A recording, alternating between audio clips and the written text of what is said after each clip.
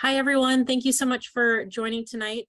As Seth said, my name is Brianne Zorn. I am currently a city council representative for District 3, and I will talk about districts a little bit more in a few minutes. But first of all, I wanted to thank Thousand Friends for hosting this forum this evening and for endorsing me in this campaign and for taking a chance on endorsing me as a new council person when I originally ran for this seat.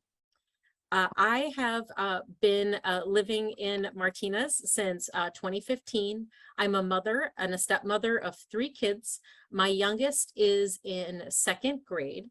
We also live with my father-in-law, so we are a multi-generational household, which is not super common these days, but I think it gives me a very interesting objective on how my life represent your life. We have folks that are over 75 in my household. I have a 7-year-old in my household.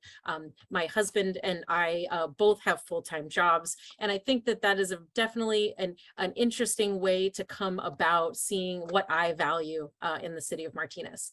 My full-time job, I'm a wetland scientist. I specialize in permitting, dredging, and restoration projects. Over the past couple of years on city council, I've been very proud of what we have been able to accomplish. So tonight, in the 10 minutes that Thousand Friends have given me, I wanted to talk a little bit about some of the accomplishments that we have been able to do since I've been on council. And then in lieu of a question and answer period, although Seth did indicate that we might be able to answer a few questions, I also was going to be speaking to some of the questions that I have received at my meet and greets that I've been holding the past couple of weeks leading up to this election. I feel that meeting with constituents and meeting with voters is really the best way to get a really good handle on what their life experience is, what they're going through, and what matters the most to them. So what I have been doing at all of my meet and greets is I've been asking people to fill out these little sticky notes, put them on the map of the city of Martinez, and tell us what matters the most to you. So I've been compiling all of those. So what I will do tonight is read some of the more common and repeated questions and hopefully talk to that a little bit. So first of all, as I said, I'd like to just go over a few of our accomplishments. The Thousand Friends, as Seth mentioned, one of the biggest issues for them was redistricting. For those of you who are paying attention, and as members of Thousand Friends, I know that you have been, we know that in 2018, the city of Martinez adopted 4 districts that were not representative of our neighborhoods. They were, as I've heard people refer to them as sliced bread. Every single one of our council members took a small slice of downtown, and then the districts kind of spread out from there. It ultimately ended up being that those districts didn't even follow the rules once our state legislature rewrote the rules on redistricting anyway. But it was something that mattered a lot to people that were in Martinez. They did not feel that it was appropriate for their representatives to choose the voters. Anyone who has been fighting for this for several years will always say it's the responsibility of the voters to choose their representatives. So when I was campaigning for city council, that was one of my highest priorities. And I'm proud to say that very, very quickly on after I joined city council, the census data came in and our once every 10-year redistricting process began. I was nominated to be on the ad hoc subcommittee. An ad hoc meaning you have one task, you do the task, and then the committee dissolves. And our task was to figure out what type of redistricting commission we would form. There were a variety of different ways we could do it. One example or one method is the way they did it in 2018 with the council deciding what the ultimate boundaries were, all the way over to the other side, which is an independent redistricting commission driven by members of the public. And I pushed really, really hard for an independent redistricting commission, and that's what we got. So Seth, I can't tell if you're still sharing your screen or not, but ultimately the members of the public who were chosen at random to serve on this commission chose 4 districts, and they presented them to the city council and we adopted them, but we as council members did not have any input whatsoever into how those districts were drawn. And ultimately what that means is several of us got drawn into the same district.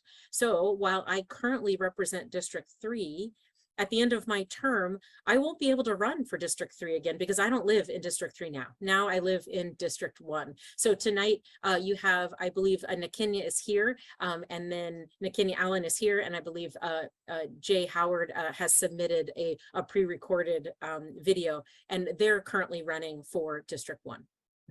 So I really am proud of us being able to accomplish that.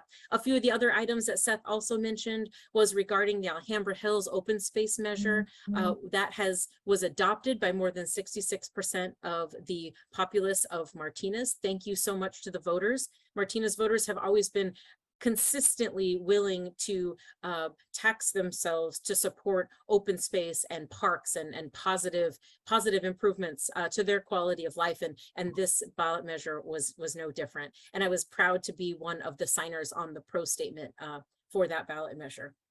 I've also been really proud to be able to support funding for projects at the waterfront and the marina.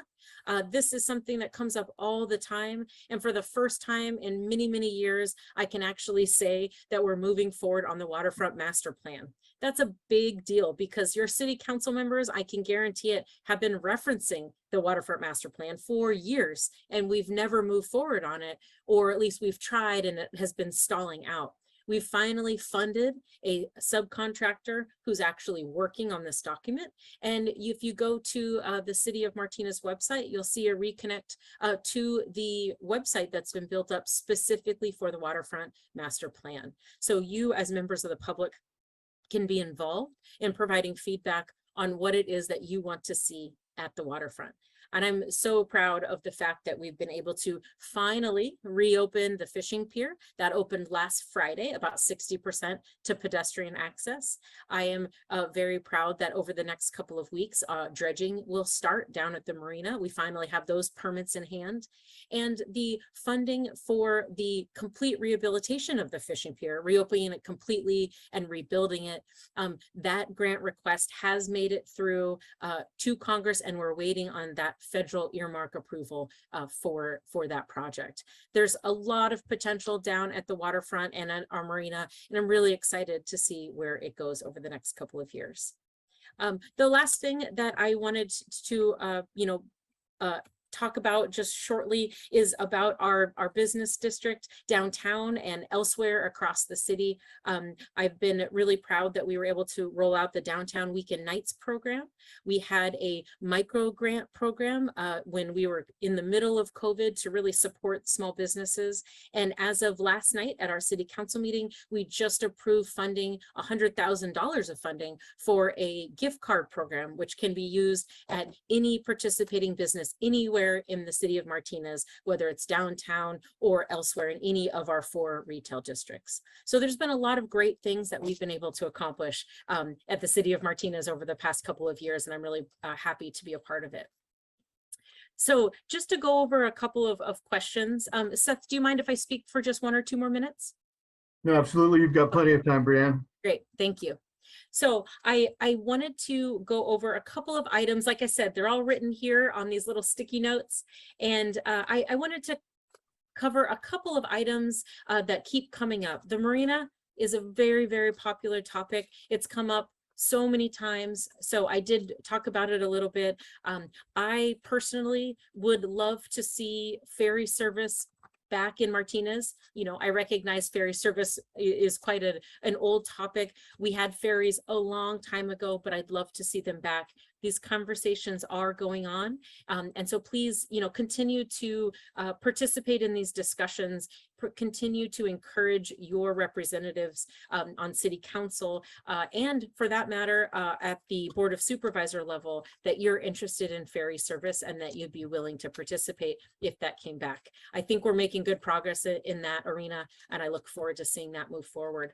I'd also love to see a restaurant down at the waterfront, and I'd love to see some additional revitalization down there. As many of you probably know, I am very into kayaking, and I'm into human-powered boating, but we have liveaboards and we have a very active waterfront boat launch. There are so many wonderful ways that we could improve the marina, and I think that there's a lot of support for that.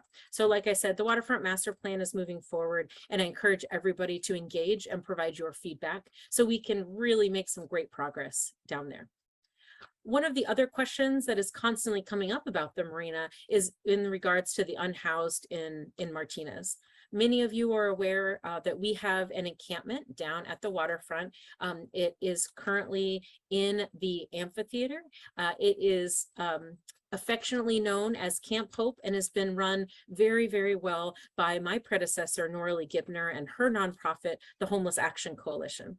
They've been there since the COVID rules were to shelter in place. But now that we're starting to no longer shelter in place in our homes or shelter in place in encampments, it's appropriate for us to be identifying ways to move on and provide these services. I think a lot of people have voiced concern that I have been quiet on this topic, but that's far from the truth. I was able to lobby our mayor to get on an agenda, another ad hoc subcommittee, to identify ways we can use our ARPA funds, ARPA standing for American Rescue Plan Act funds, or COVID money that we receive from the federal government, for us to be able to create the subcommittee to discuss what can we use this money for. We currently spend about $100,000 a year just in payments to the county of Contra Costa, and there are the entities that normally work with providing services to the unhoused. Now, as any of you who live in Martinez know, we still have unhoused in Martinez. So despite all the money, despite the folks that we support to provide these services, we're still seeing unhoused, and we feel that this population, underserved population, really needs some additional support. So this ad hoc subcommittee that I serve on, we've been meeting every couple of weeks. We have been meeting with stakeholders from the county.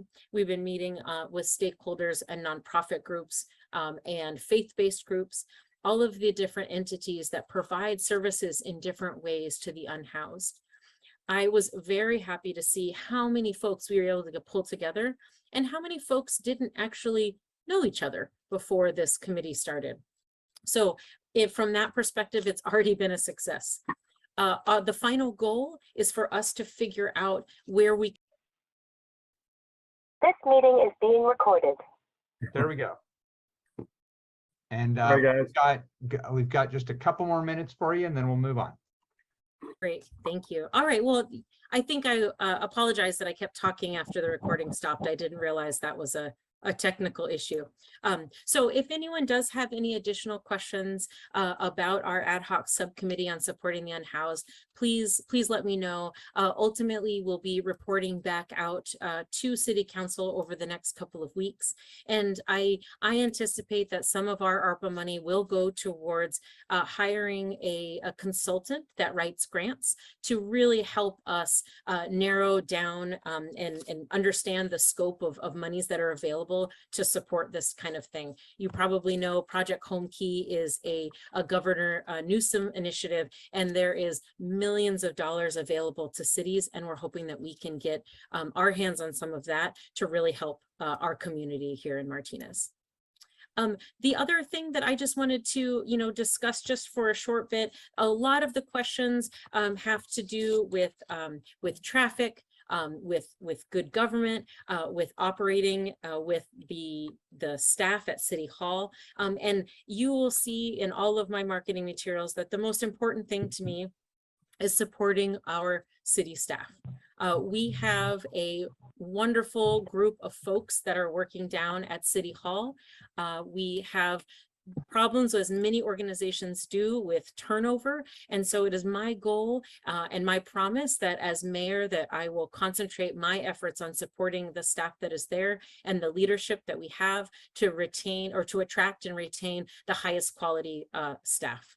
I look forward to working with whoever ends up getting elected. I really appreciate all of the time that people have given me tonight. If there are any additional questions, don't hesitate to reach out. My website is brieformayor.com, all written out words. And I encourage everyone tonight to really listen to the answers from the candidates for City Council that'll be answering the 1,000 Friends questions. I know that there is so many signs up and so much information that has been going around on social media and by emails. And I'm hoping that tonight's forum will really help clarify what matters to you and which candidates align the most with your values. So with that tonight, thank you, Seth, for having me. I really appreciate it. And I will kick it back to you now.